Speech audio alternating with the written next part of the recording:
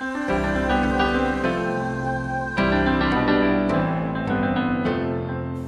good evening. Welcome to this class on Karmic astrology. At the moment of your birth, or the time of your birth, the place of your birth, your horoscope is drawn up, this blueprint that you have for life. Everyone has this wonderful blueprint. And in Karmic astrology, this blueprint, this horoscope, is your karmic pattern, which shows you everything that you have learned in the past, all the wonderful talents and abilities you bring with you in this lifetime, which we all have, and everything you still have to learn, right? Your challenges, the difficulties, and so on. And it's all there for us when we come into this life. There's no such thing as an innocent baby, actually, if we think about it.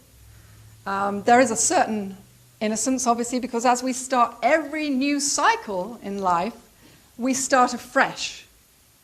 And as we go through the initiation of birth, we are starting a major new cycle, a new opportunity for us to, the karmic astrologers say, lead a more soul-centered life. And this is where the horoscope can help you to do that.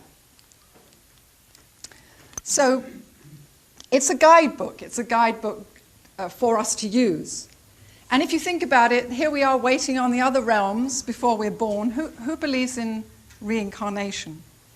I'm not going to throw daggers at you if you don't, because we believe. It doesn't matter what we believe. But astrologers, I have to say, astrologers do believe in reincarnation.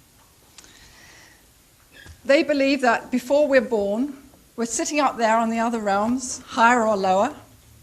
It's up, according to us, what we've done in the past, waiting for our moment of rebirth. And that's determined by us, by our higher self. And we have to find the right time, the right parents, the right place to be born, according to our karmic pattern. It sounds impossible. It sounds like an amazing task, but of course, this is something that our higher self knows how to do. We choose our parents, and we usually have, I have to say, karmic ties with our parents.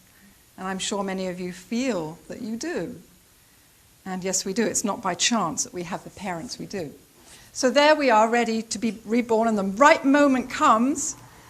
And so the moment of conception, and there we are in and out of the womb of our mother for 9 months, until this great initiation, which it is, called birth, comes along. And it is an initiation. It's a very important initiation. It's an opportunity for us, each of us, to lead a more soul-centered life. And this is the essence of karmic astrology, because this is what it's really all about. We are spiritual beings in physical bodies. It's not the other way round, even though society would like to have us believe that. We're indoctrinated from the day we're born through advertising that we have to have these clothes, we have to have a bigger house, a bigger car, and so on and so forth. And it can be very difficult for us to come back to our source, to realize that actually we are spiritual beings moving through this experience in physical bodies, not the other way round. So karmic astrology takes us back to our source. It doesn't concern so much with externals. So we're born, we start this journey, and we have various guidebooks we can use. One is our parents, hopefully. One is our intuition, which is the ultimate one of all, actually, our own intuition. But it takes a while to develop that, often. And one is things like astrology, numerology, palmistry, other methods that we can use as guidebooks, not as crutches, but as guidebooks to help us through this journey of life. Because, we wouldn't go on any journey without some kind of guidebook. And this is often why, when we're young, especially if we're people like we are in this room, who kind of searching in various ways, in various degrees, often when we're young, we don't perhaps really feel that we fit in, and life can be very difficult. And astrology also does evolve too.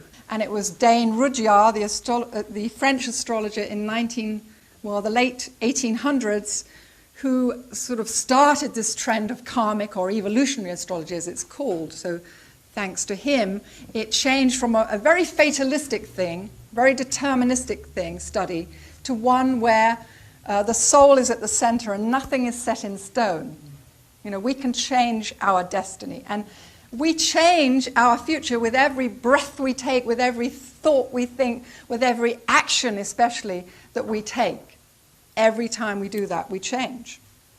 At a certain point in our evolution, we want to take control of our lives, right? We're fed up with things happening to us.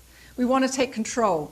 And it's then that astrology is not able to predict things in the same way. I studied with and worked closely with a real master of yoga, and a realized master of yoga for 25 years. And he had a high intuition based on his yogic discipline of many, many years. And he didn't need astrology or anything like that because he had a superb sense of timing. He knew when certain things were about to happen. He was very attuned to the planets and the flow. This is Dr. George King, who is the founder of the Aetherius Society. And I honestly say to you, you need to find out more about this man. But aside from that, if we don't yet have this high intuition, which I don't, astrology can not only help us as a guide, but it helps us to develop our intuition. There are many cycles in astrology. Who's heard of one fabulously popular one, the Saturn return? I know you have. Okay, it happens to us the ages of 29 to 32, 58 to 61, and I think 87 to 90, around about that, about every 29 years. Saturn, the planet Saturn, returns to the point where it was when we were born, basically.